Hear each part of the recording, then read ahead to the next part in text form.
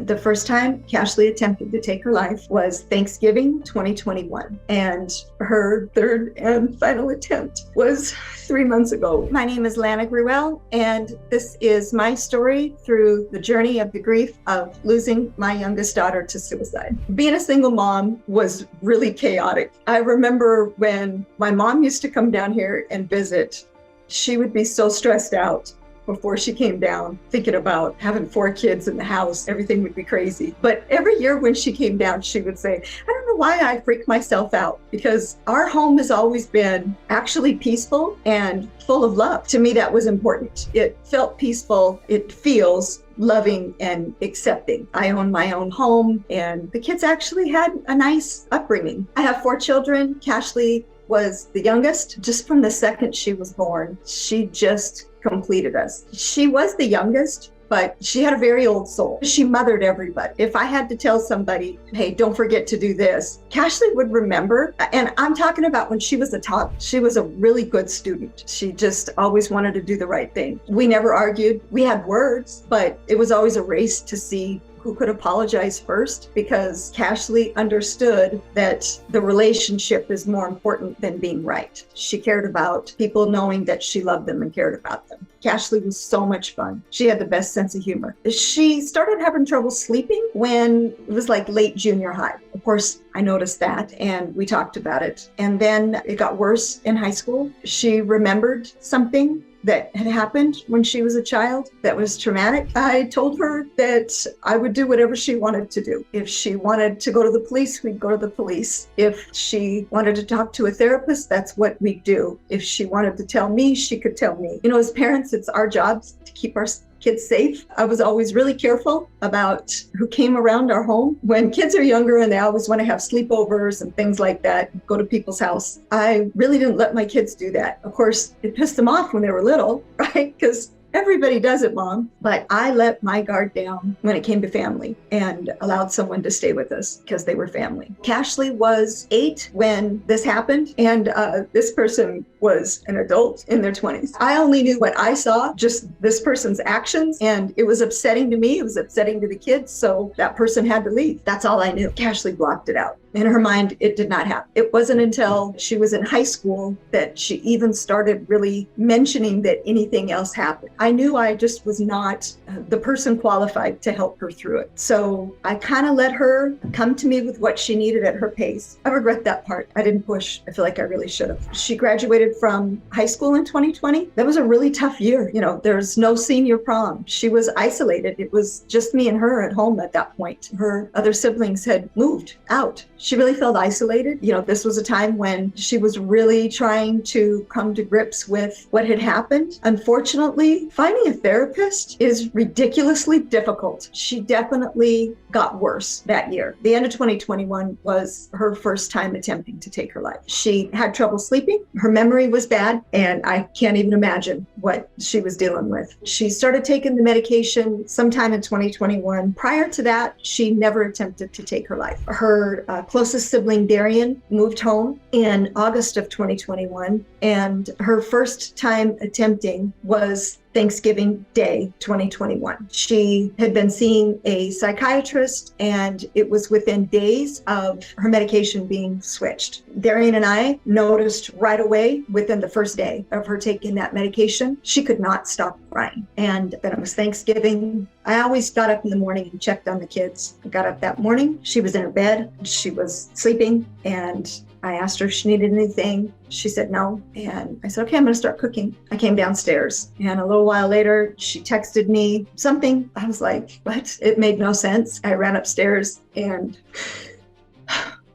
realized that she had basically taken the entire bottle of both of her prescriptions. We called 911. Thankfully, those medications are engineered so that you can't overdose and take your life with them. They just make you really sick. We went through her room and took things that we thought she could harm herself with. After that, everything in the house, even supplements, was kept in a safe. After that point, I always had her location on her phone. She never fought me on that. She understood. She didn't feel judged. We did not try to make her feel like we thought she was crazy and needed to be supervised all the time. So after that, the first attempt, it was not even a full 60 days until she made her second attempt. She was on life support the second time. They only held her for 3 days, although I begged them to do it for longer. I knew she needed more help than we could give her here at home. We could just give her love and support. I felt so helpless. So that second time she came home, she actually started feeling much better.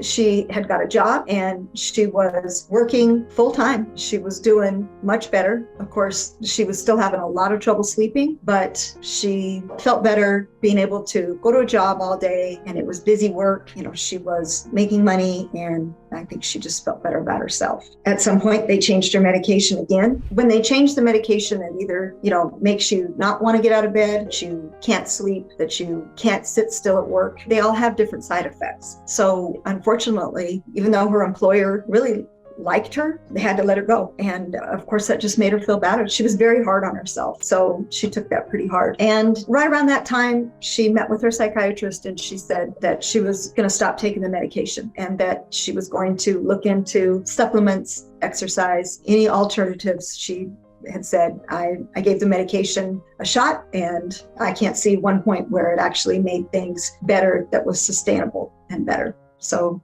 she stopped taking the medications. The first time Cashleigh attempted to take her life was Thanksgiving 2021. The second attempt that she made was January 3rd, 2022, and her third and final attempt was 3 months ago. It was December 2nd, 2022. So on December 1st, I usually work from home, but I had a couple of appointments that day out of the office, and I went in and checked on her that morning. She had been sick, so she was in bed most of that day. I texted her throughout that day, as was normal. I did not notice anything different about Cashleigh on December 1st. I came home from my appointments. I made her my version of the Starbucks medicine ball, took it up to her, knocked on her door, and went in, and she was like this. She was on her phone. I said, I'm sorry. And she said, I'm doing a telehealth appointment with my therapist. And I said, perfect, I'll put your tea here. I went out, I closed the door. About 8:15 that night, December 1st, she left. And we have a security system for the house. So I saw that it was her that left and texted her and said, how you feel? What are you doing? And she said, I'm hungry, gonna go get food. I said, okay. So there's no red flags. I knew she had job interviews lined up. I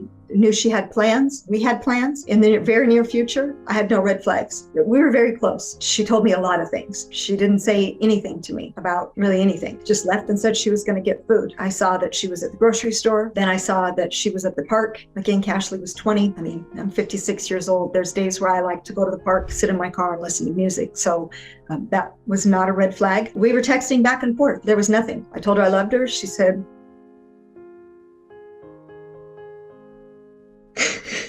I love you too.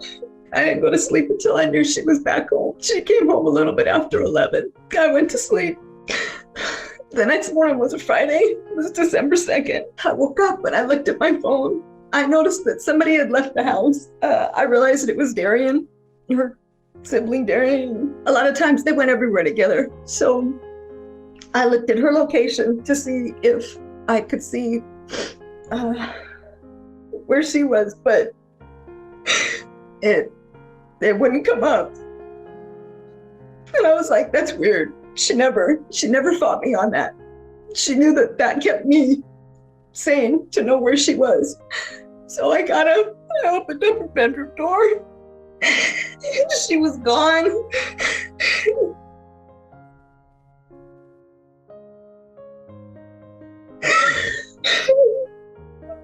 And then the second I looked at her, she was gone. She'd been gone for a while.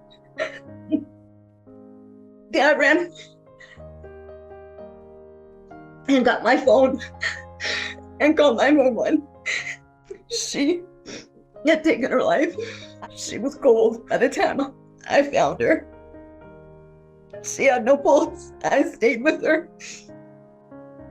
I tried not to cry. I tried to stay calm and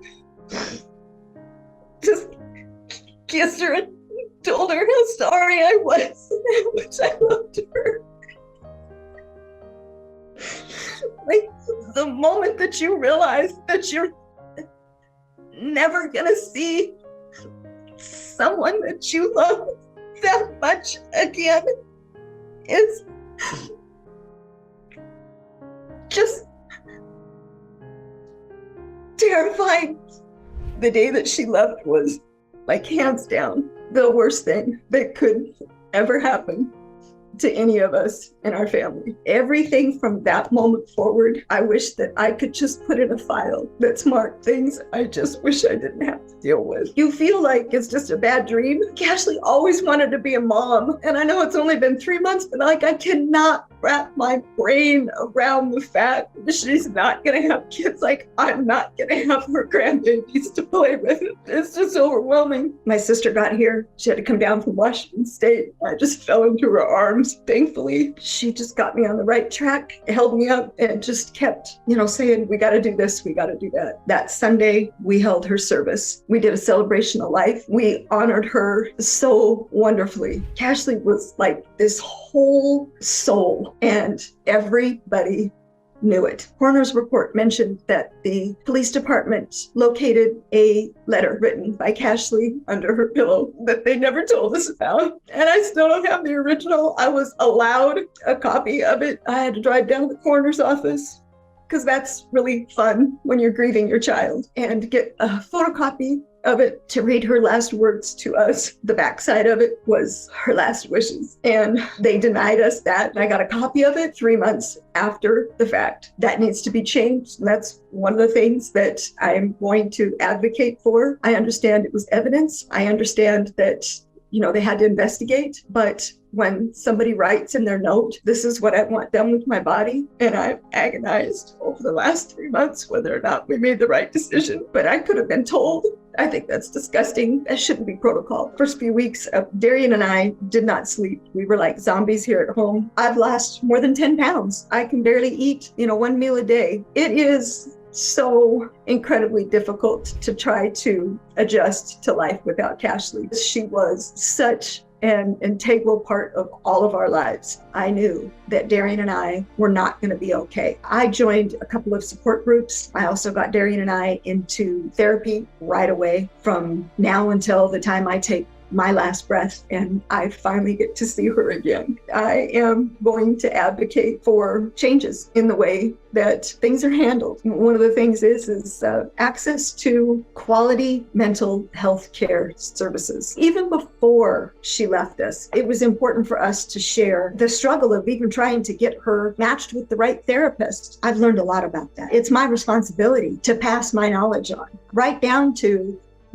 be careful who you let be around your children. I'm sharing our family's story because it's important for people to know that when you lose a child in a tragic way, like I have lost Cashleigh, I know you think that you are literally never going to get out of bed, but you are. You're not always going to cry. And two, though, I try to just stay as human as possible and relay that as well, because it's so important to cry. Scream if you have to. Bang on your steering wheel. Let it out. It's an important part of the process. We're forming a private foundation to honor Cashleigh. I'm not trying to be the 988 number that people would call, but I want to get some things changed with the way that things are handled. We are in the beginning stages of forming it, and I want to make sure that it is done right. I have a lot of parents ask me, I have a 14-year-old. She's attempted to take her life. I'm scared to death. I don't know what to do. Two things. If you feel like you're annoying them, keep doing it, because you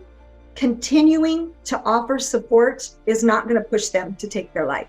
That's not a thing. That's not going to happen. If you have someone that you're worried about, do not patronize them. Do not make them feel like they're lesser than you. I appreciate people taking the time to watch this. I appreciate everyone who's reached out to me. I'm available for help if people need it. The truth is, I'm grieving, and so I can help people. That's my way of healing, is to help others, because that's what Cashleigh would have done. Cashleigh would have helped other people. my girlfriends down here have become my family, my rock. The second I hung up the phone with 911, I started calling them, and they showed up. They were right here. They never left my side. I've had a few setbacks, but I feel better mentally. I feel stronger mentally.